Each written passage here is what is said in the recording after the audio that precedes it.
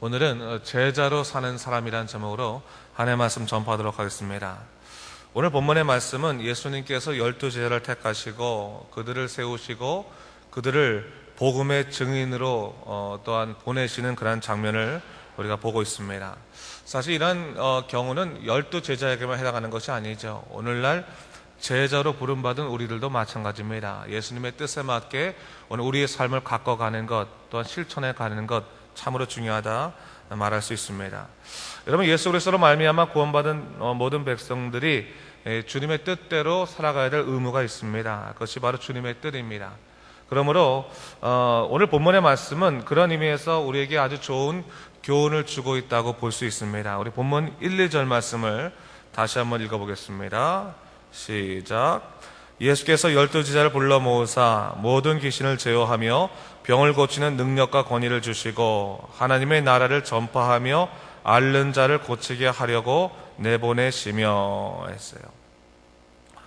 오늘 본문을 보면 눈에 들어오는 동사가 크게 세 가지가 있습니다. 첫째는 예수님께서 12제자를 불러 모으사 그랬는데 거기서 뭐예요?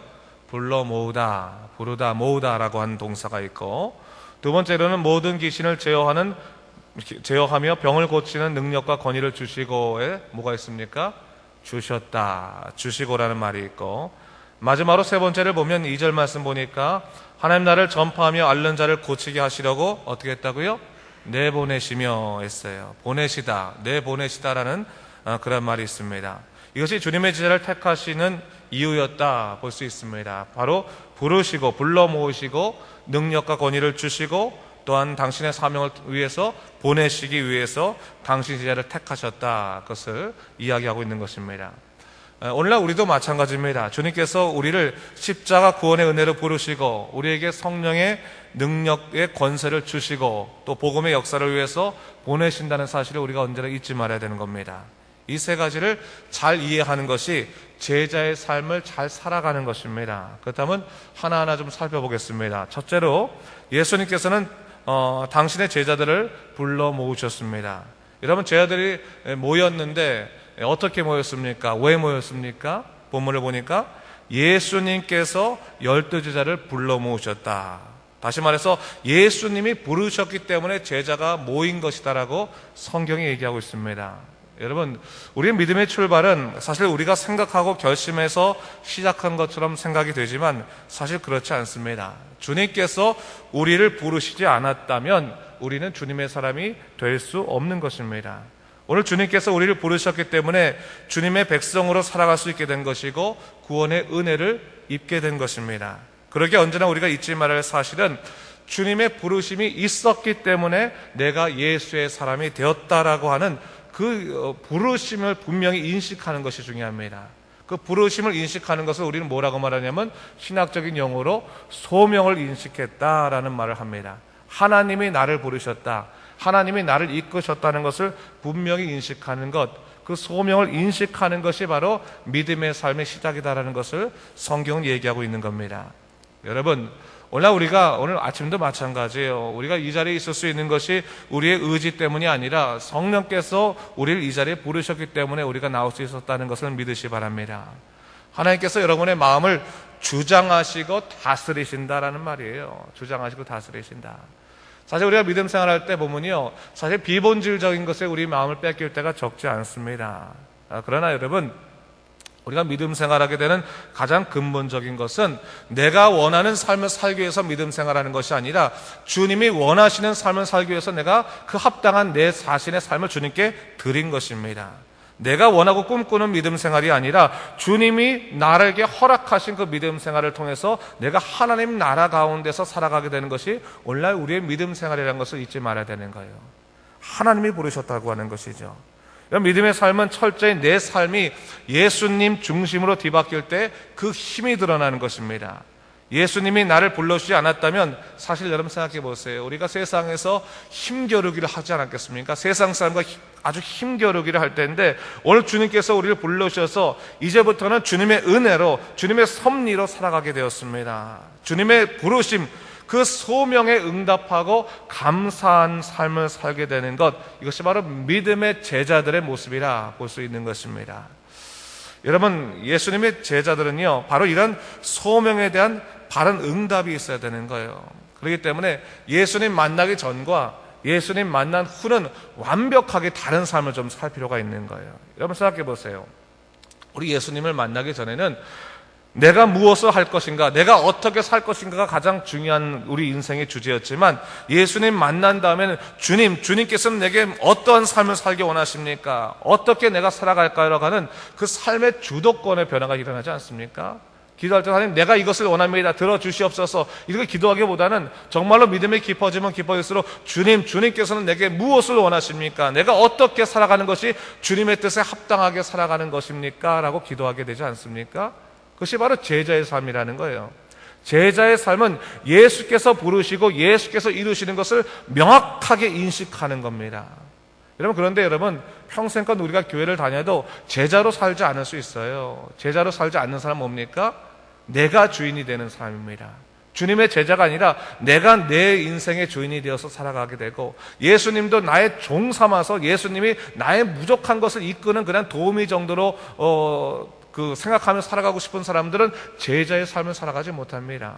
제자의 삶을 살아가기 위해서는 예수님이 부르신 그 소명을 정확하게 인식하고 내 것을 내려놓고 주님의 뜻에 합당한 믿음의 발걸음을 걸을 때, 그때서 우리가 제자의 삶을 살아간다라고 말할 수 있는 거예요. 그렇기 때문에 오늘날 다시 한번 우리가 예수님의 제자로 부르신 그 소명을 인식해야 되는 겁니다. 아울러서 여러분, 오늘 본문을 보니까 예수님이 12제자를 부르셨다라고 말하고 있습니다. 근데 그 12제자를 부르실 때요, 사실 모든 사람이 다 똑같지 않았어요. 어떤 사람은 정말 지식적으로 똑똑한 사람도 있었지만, 어떤 사람은 평생 어부일만 했기 때문에 지식적으로 이해력이 부족한 사람도 있었어요. 어떤 사람은 셈을 잘하는 사람도 있었지만, 어떤 사람은 마음이 부족해서 믿음이 별로 없는 사람도 있었습니다. 그런 12명의 사람들을 주님께서는 한데 불러 모으셨다는 거예요. 왜요? 제자들은 한 교회를 통해서, 공동체를 통해서 하나님의 일을 감당하는 사람이기 때문에 그렇습니다. 여러분, 그렇기 때문에 여러분, 서로 섬기는 것이 중요합니다. 여러분, 우리가 교회로 부름받았을 때 눈높이가 다 다르고 능력이 다릅니다. 또 믿음의 분량도 다를 수 있습니다. 그러나 주님이 부르셨다고 하는 그 이유만으로 우리가 하나가 되고 서로 협력하고 도울 수 있을 때, 그때서 우리가 바른 교회 공동체를 이룰 수 있다는 것을 우리가 잊지 말아야 된다는 거예요. 남들에 대해서 비난하고 그들을 부족하다 여길 것이 아니라 서로 돕고 서로 섬기는 그런 모습들이 우리에 있어야 된다고 하는 것이죠. 두 번째로, 예수님께서는요, 두 번째로 어떻게 하셨습니까? 제자들에게 어떻게 해요? 능력과 권세를 주셨다, 그렇게 말하고 있습니다. 예수님께서 불러 모은 제자들에게 모든 귀신을 제어하며 병을 고치는 능력과 권세를 주셨다고 성경 말합니다.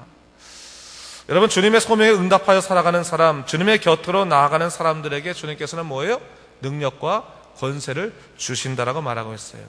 성령의 능력을 허락하시고, 다른 삶의 가치관을 허락하시고, 매 순간 일어나는 삶의 위기와 공격 속에서 예수의 이름으로 일어나서 승리할 수 있는 권세를 주신다, 능력을 주신다라는 것을 얘기하고 있는 거예요. 여러분, 예수님 믿는 사람들이 이미 받은 권세가 있는데 너무 나약하게 살아가는 것을 보게 되는 거예요. 예수의 이름으로 선포하며 이길 수 있는데, 여러분, 우리가 어떠한 어려운 일 당할 때마다 마치 죽을 것처럼 우리 마음이 막 사그라지고, 주님 난 죽었습니다 라고 맨날 두 손만 드는데, 여러분, 그럴 필요 없습니다.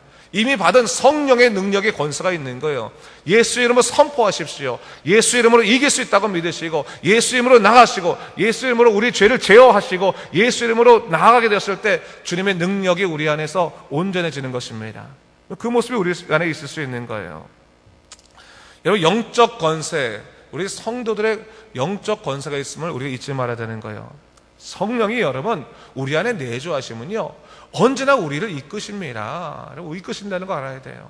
여러분, 죄 가운데 넘어질 이유가 없는 거예요. 성령이 우리를 이끄셔서 예수 이름을 선포하시고 버리십시오. 그러면 여기 힘이 나오는 겁니다. 여러분, 성도들이 예수의 권세를 이미 받았는데 왜 넘어지겠습니까? 여러분, 오늘 그것을 얘기하고 있는 거예요. 예수님이 그들과 동행하시면서 뭐 할 때마다 아이고 힘들지, 내가 이거 도와줄게, 아이고 너 힘들구나, 이거 내가 도와줄게, 이렇게 하지 않으셨어요. 권세 주시고 여행 가봐라, 그리고 너희들이 가서 예수의 이름으로 일해라 라고 얘기하고 있는 거예요. 예수 이름으로 일해라, 주의 이름으로 선포해라, 하나님의 이름으로 선포하라. 거기서 힘이 나온다는 것을 얘기하는 겁니다. 여러분, 우리가 예수의 이름을 가진 사람들 아니겠습니까? 하나님의 이름을 가진 사람들이에요. 하나님께 내 인생 드린 바 됐으면 하나님의 주신 그 이름 갖고 살아가는 사람이기 때문에 여러분, 그리스도의 영적 권세가 얼마나 큰지를 세상에 보일 수 있어야 되는 것입니다. 여러분, 우리가 어디에 있든지 하나님의 사람으로 서 있는 거예요. 교회에서도 우리가 하나님의 사람으로 서 있지만 가게에 나가서도 하나님의 사람으로 서 있는 거, 어느 곳에 있든지 하나님의 사람으로 서 있다는 것을 절대로 잊지 말아야 되는 거예요. 세상에 지지 아니하는 것, 예수 이름으로 우리가 이겨내어 살아가는 것, 그것은 중요한 영적인 몫이라는 것을 잊지 말아야 되는 것입니다. 마치 정말 너무 겁쟁이처럼 살아가고, 또한 항상 그냥 죄만 나타나면 죄에 그냥 눌려서 그냥 죽을 것처럼 행동하고, 그런 것은 바른 사람이 아니에요.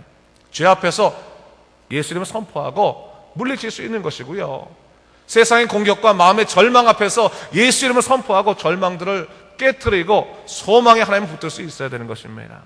그런 자신 있는 모습이 우리 안에 있어야지 좀 당당한 그리스도인 되지 않겠습니까?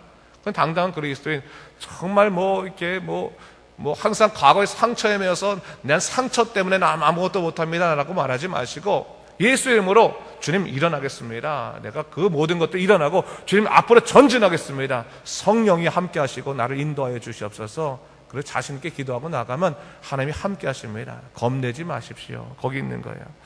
세 번째로 예수님께서요, 오늘 본문 보니까 뭘 얘기하고 있습니까? 제자들을 내어 보내셨다라고 말하고 있어요.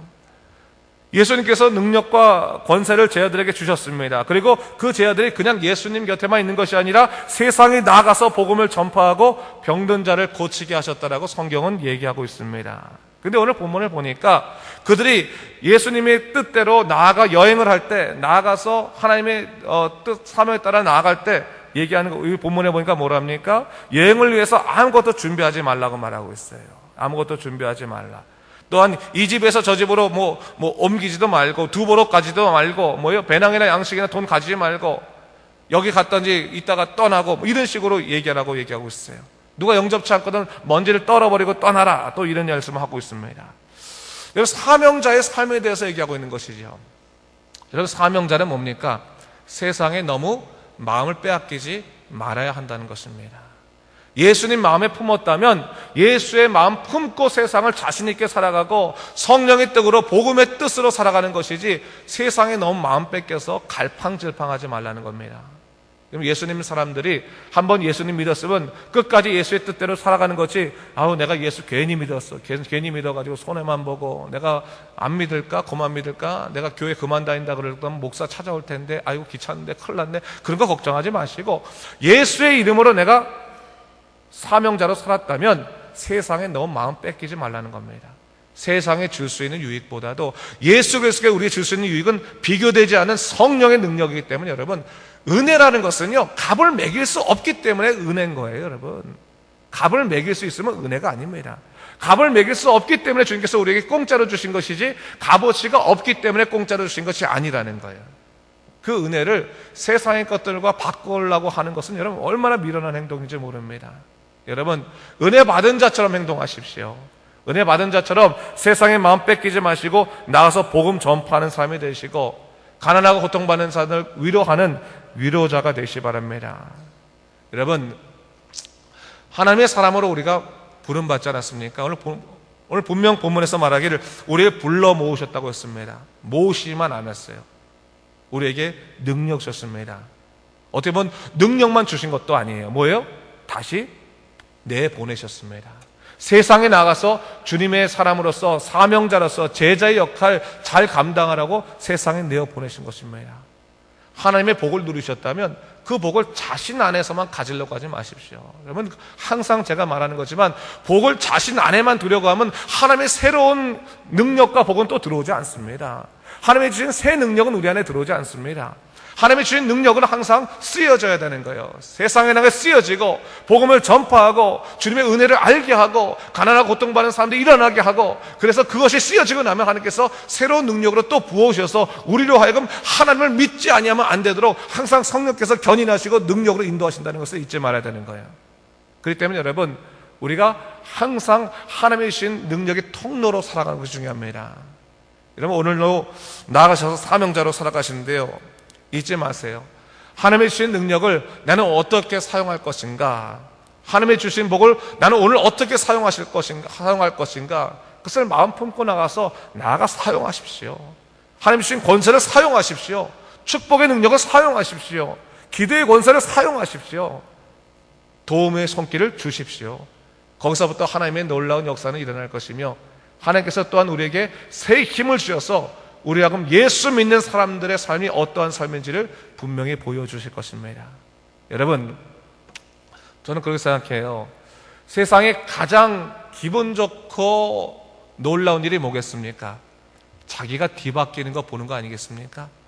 어제보다 오늘이 내가 뒤바뀌어서, 특별히 정말 내가 모르는 자기한테 매력을 한번 느껴보세요. 자기한테 그냥 빠져서 사는 게 아니라 하나님이 나를 매일매일 바꿔주심을 통해서, 야, 하나님이 바꾸시는 내 인생이 이렇게 매력적일 수도 있는 거구나 라고 생각하면서 자기 인생을 내 뜻대로 사용하려는 것이 아니라 주님의 뜻대로 사용해 보십시오. 거기서부터 놀라운 역사들이 계속 끊임없이 벌어지게 될 것입니다. 여러분, 예수님에 집중하는 사람들은 세상의 일 때문에 너무 크게 고민하지 않습니다. 세상에 공격들이 있을 수 있죠. 고민도 있을 수 있죠. 항상 나를 묵상하면 세상의 공격에 넘어지는 겁니다. 그러나 나를 묵상하는 것이 아니라 주님 묵상하면 내가 받는 고통쯤이야 하나님을 위해서 일하는 하나의 그 과정이지 않겠습니까? 그럼 더욱더 열심히 살아갈 수 있는 것이고, 힘이 들면 주님께 힘 구하십시오. 오늘 본문 보니까 분명히 권세 주신다고 말씀하지 않으십니까? 힘 받으셔서 일하시면 됩니다. 그래서 오늘도 여러분 힘차게 세상에 나가서 세상을 변화시키는 여러분 하나의 믿음의 도구 되시기를, 통로 되시기를 예수의 이름으로 축원합니다. 기도하겠습니다.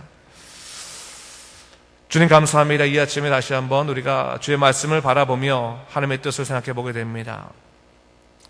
하나님께서 우리를 부르시고 우리에게 권세를 주시고 우리로 세상에 내어보내셨는데 자꾸 세상 속에서 우리가 넘어집니다. 하나님, 예수님의 그 능력을 가지고 살아갈 수 있도록 인도하시고 매일매일 순간순간마다 하나님의 주신 새 힘을 갖고 살아갈 수 있도록 우리를 이끌어 주시옵소서. 그래서 복음의 증거자가 되게 하시고 세상 사람들이 복된 소식, 기쁜 소식을 들을 수 있도록 주 인도하여 주시옵소서. 감사드리며 예수님 이름으로 기도드립니다. 아멘.